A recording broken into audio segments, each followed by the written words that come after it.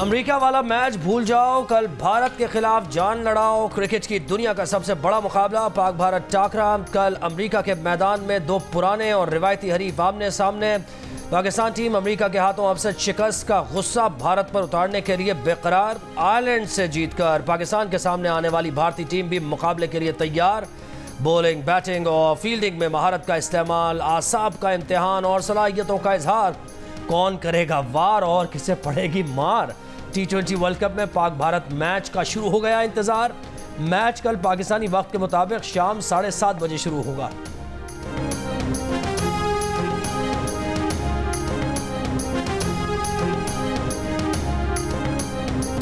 New York में भारतीय fans की शाहीन आफरीदी से मुलाकात। भारतीय क्रिकेट फैंस शाहीन को अपने दरमियान देखकर खुशी से निहाल। कहते हैं भारतीय पंजाब से खास तौर पर मैच देखने अमेरिका आए हैं। शाहीन आफरीदी से दरखास्त की कि आपने भारत के खिलाफ अच्छी बॉलिंग नहीं करनी, मैच में रोहित और विराट को अपने अच्छे दोस्त समझें।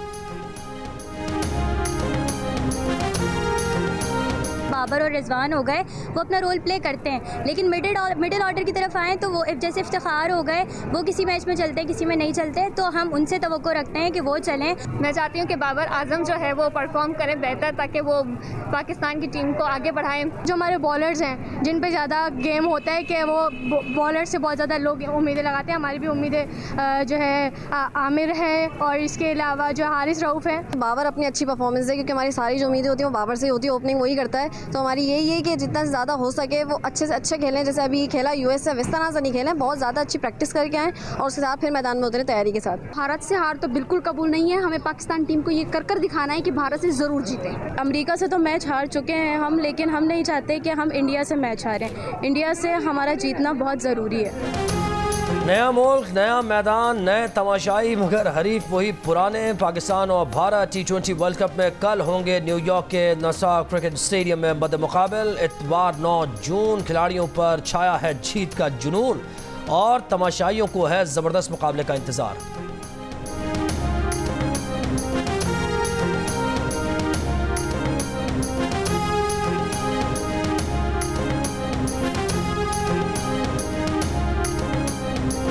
पाक भारत मैच में विकेट का बर्ताव कैसा होगा, माहिरीन ने नजरें जमा ली। न्यूयॉर्क के स्टेडियम में हुए मैचेस में विकेट तवक्कुआत के मुताबिक दिखाई नहीं दी। आईसीसी भी विकेट के मेयार पर मुतमईन नहीं, विकेट की दुरुस्ती के लिए काम शुरू कर दिया गया। इंटरनेशनल क्रिकेट काउंसिल का कहना है कि नासाउ स्टेडियम की विकेट में वो तसलसल नहीं दिखा जिसकी सबको तवक्को थी। बकिया मैचेस के लिए विकेट की क्वालिटी बेहतर करने के लिए बेहतरीन टीमें काम कर रही हैं।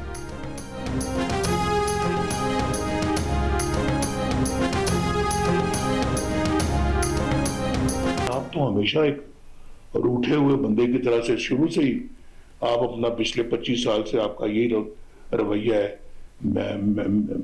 मैं ये कर दूंगा, मैं वो कर दूंगा, मैं तुम्हें जेल में डालूंगा, मैं तुम्हें नहीं छोड़ूंगा, मैं नवाज शरीफ के कमरे से मैं एयर कंडीशनर उतार लूंगा। अब तुम जेल में हो, मेरा तो कभी ध्यान भी नहीं किया तुम्हारे एयर कंडीशनर की तरफ। तुमने एक की बजाय 2 लगवा लो, मुझे कोई इतराज नहीं, लेकिन अपना ये मैं इस तरह का बंदा नहीं हूं, वरना कि मैं दिल में इस तरह की कीना परवरी करूं या कीना रखूं या अदावत रखूं या मैं कोई बदला या इंतकाम की सियासत करूं। मियां नवाज शरीफ ने बानी पीटीआई को रूठा हुआ बंदा करार दे दिया। बोले कभी वजीर आजम हाउस से घसीट कर निकालने की धमकियां, कभी जेल से एसी उतारने की धमकियां। उनके दिल में किसी के लिए कीना नहीं, वो नफरत और इंतकाम पर यकीन नहीं रखते। आज बानी पीटीआई जेल में एक के बजाय 2 एसी लगा दें, उन्हें कोई फ़र्क नहीं पड़ता। नून लीग के सेनेटर से खिताब में बोले लोग अंधाधुन बातिल के पीछे भागते हैं, ये नहीं देखते वो इस मुल्क के साथ क्या कर गया। हमने तो IMF को खुदा हाफिज कह दिया था, वो IMF को वापस लेकर आ गए। IMF की शराइत मानी जाएंगी तो गरीब की ज़िंदगी और मुश्किल हो जाएगी। शहबाज शरीफ और मरीम नवाज़ की कोशिशों की वजह से अवाम ने कुछ सांस लिया है, लेकिन मज़ीद काम करना होगा।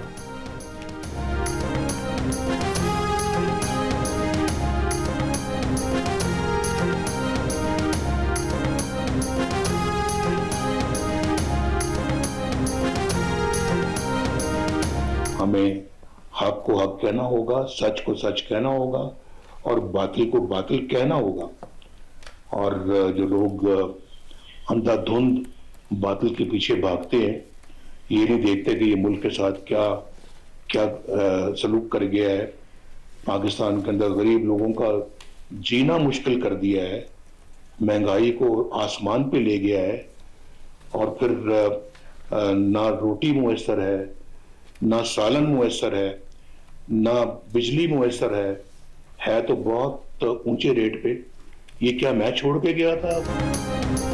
वज़ीर आज़म शहबाज शरीफ का वफ़द के हमरा चीन के तारीखी विरसे टेराकोटा वॉरियर म्यूजियम का दौरा। वज़ीर आज़म ने कदीम चीनी तारीखी विरसे की खूबसूरती और चीनी हुनर को सराहा। कहा, अजीम कौमें चीन की तरह अपने तारीखी विरसे की हिफाजत करती हैं। पाकिस्तान तारीखी और सकाफती विरसे से मालामाल है। पाकिस्तान में भी ऐसी तारीखी जगहों की बहाली के बाद उन्हें सयाहती मकामात में तब्दील करेंगे। गुज़िश्ता रोज़ चीनी सदर शी जिनपिंग ने वज़ीर आज़म को अपने आबाई शहर शियान में टेराकोटा वॉरियर्स म्यूजियम का दौरा करने की दावत दी थी। वज़ीर आज़म का शियान में यांगलिंग एग्रीकल्चरल डेमोन्स्ट्रेशन बेस का दौरा, नॉर्थ वेस्ट एग्रीकल्चर और फॉरेस्ट्री यूनिवर्सिटी को पाकिस्तान में कैंपस खोलने की दावत। शहबाज शरीफ ने कहा कि हुकूमत फ़ी एकड़ पैदावार में इजाफे के लिए ज़राअत में जिद्दत के लिए कोशा है। ज़राई मसनूआत और प्रोसेसिंग से मुल्की बरामदात में इजाफा हुकूमत की अव्वलीन तरजीह है।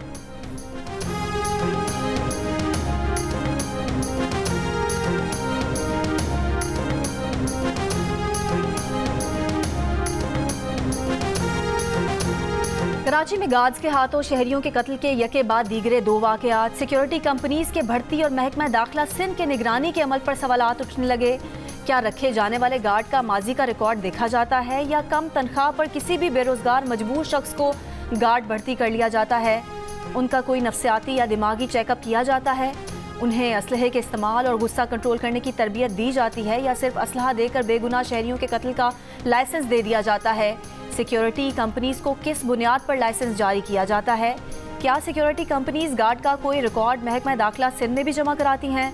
भर्ती के अमल में कानून की पासदारी होती भी है या नहीं?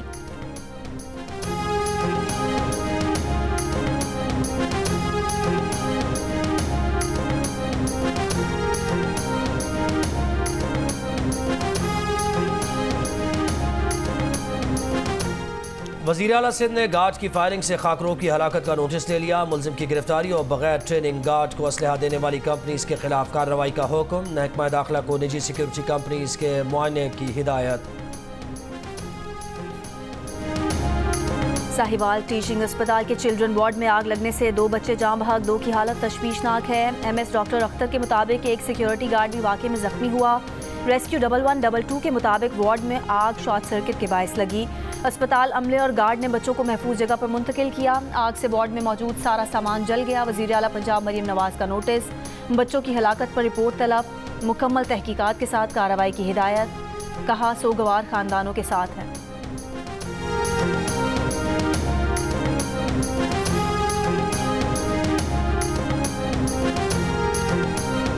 माशाल्लाह हमारे हुक्मरानों ने अब करप्शन को सनत का दर्जा दे दिया।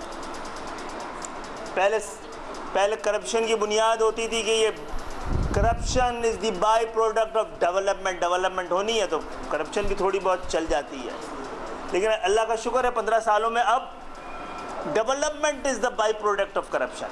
अगर करप्शन करनी होती है तो हम डेवलपमेंट भी कर लेते हैं। सिंध हुकूमत ने करप्शन को सनत का दर्जा दे दिया है। सरबराह MQM खालिद मकबूल सिद्दीकी का इल्ज़ाम। कहा, पहले करप्शन डेवलपमेंट की बाय प्रोडक्ट होती थी, अब डेवलपमेंट करप्शन की बाय प्रोडक्ट है। गुज़श्ता 15 साल में सिंध हुकूमत को NFC अवार्ड में 22,000 अरब रुपए मिले हैं। इंसाफ के बगैर तो घर नहीं चल सकता, नज़रियाती मुल्क कैसे चलेगा? उन्होंने ये भी कहा कि हम जिस हुकूमत से नाराज़ नहीं होते उस हुकूमत ने अपनी मुद्दत पूरी की। किसी भी रियासती इदारे को अपने फैसले डोमिसाइल की बुनियाद पर नहीं करने चाहिए।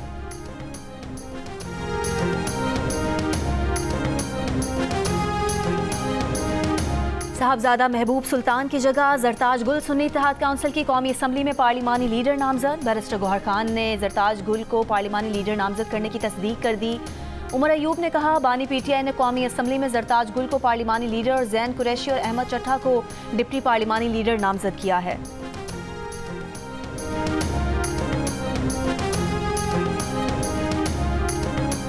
ग्रासी ग्राउंड में गोरा में PTI का जलसा। तहरीक इंसाफ के चेयरमैन बैरिस्टर गौहर ने कहा, मुल्क आईन और कानून के बगैर नहीं चल सकता। वो दिन दूर नहीं जब बानी PTI आवाम के दरमियान होंगे।